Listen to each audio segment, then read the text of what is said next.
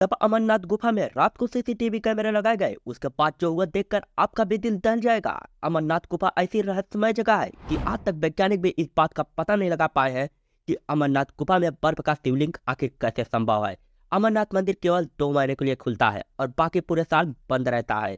अमरनाथ से जुड़े कई ऐसे रहस्य हैं जिसके बारे में आज तक किसी को मालूम नहीं पड़ा है। लेकिन इस बात से नकारा भी नहीं जा सकता कि जहाँ जहाँ स्वयं महादेव का वास हो वहाँ चमत्कार होना स्वाभाविक है। आज की घटना कुछ ऐसी ही रहस्यमय चीजों से जुड़ी हुई है जिसे सुनकर आप भी चौंक जाएंगे। लेकिन उससे पहले अगर आप अमरनाथ के सच्चे भक्त हैं तो कमेंट में हर हर महादेव जरूर लिखें।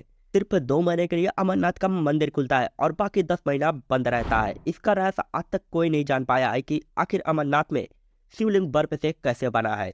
ये तो स्वयं महादेव ही जानते हैं। महादेव की ही लीला है कि हमें अमरनाथ में बर्फ से बने शिवलिंग के दर्शन हो पाते हैं। अमरनाथ मंदिर का द्वार आखिर 10 महीनों के लिए क्यों बंद रहता है और बंद रहने पर भी भीतर का दृश्य कैसे होते हैं, इन सभी की जानकारी लेने के लिए एक बार एक व्यक्ति बड़ी चतुराई के साथ अमरनाथ की गुफा में सीसीटीवी कैमरा लगा देता है।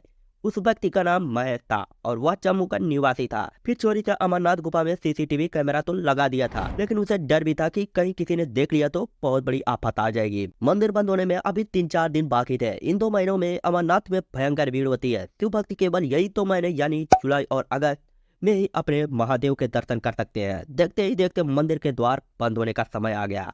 मंदिर के पास कई साधु साधना करते रहते हैं। उसमें से एक साधु आखिरी दिन बाबा अमरनाथ की गुफा में चले गए। महेश बैठे बैठे इन सभी घटनाओं को होते हुए देख रहा था। मंदिर का दरवाजा बंद करने का समय हो गया था। सभी श्रद्धालु दर्शन करके वापस लौट रहे थे, लेकिन जो साधु बाबा अमरनाथ मंदिर में गए थे वह नहीं लौटे और मंदिर का द्वार बंद हो गया। पहले तो महेश ने सोचा कि जाकर मंदिर के पुजारी से यह बात बता देनी चाहिए, लेकिन फिर वह यह सोचकर चुप रह गया कि उसके द्वारा सीसीटीवी कैमरा लगाने की बात किसी को पता चल गई तो उसके साथ अनर्थ हो सकता है। मैं चुपचाप अमरनाथ गुफा के अंदर होने वाली सभी गतिविधियों पर नजर रख रहा था। मंदिर के द्वार बंद होने के करीबन 6 दिन बाद महेश ने साधु को दोबारा देखा। साधु महादेव के शिवलिंग के ठीक पास में बैठे ध्यान कर रहे थे। करीबन 1 हफ्ते के बाद महेश ने गौर किया कि बेहद साधु जो कि ध्यान में लिप्त थे उनका शरीर धीरे धीरे कम होता जा रहा था।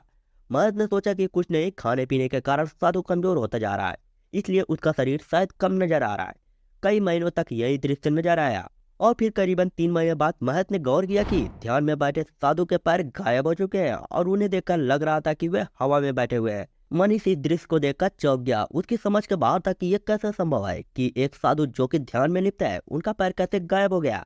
वह अत्यंत परेशान होने लगा और फिर करीबन 6 महीने बाद उसने देखा कि साधु के हाथ ही गायब हो गए। इस दृश्य को देखकर महेश इतना परेशान हो गया कि वह बीमार रहने लगा। देखते ही देखते 1 साल पूरे होने वाले थे। तब तक दिनों में फिर एक बार अमरनाथ का मंदिर खुलने वाला था। तब महेश ने गौर किया कि जो साधु पिछले 1 साल से ध्यान में बैठे हुए थे वह धीरे धीरे कर गायब हो गए थे। हैरान परेशान होकर महेश मंदिर के पुजारी के पास गया और उन्हें सभी बातों को बारे में सच सच बताया।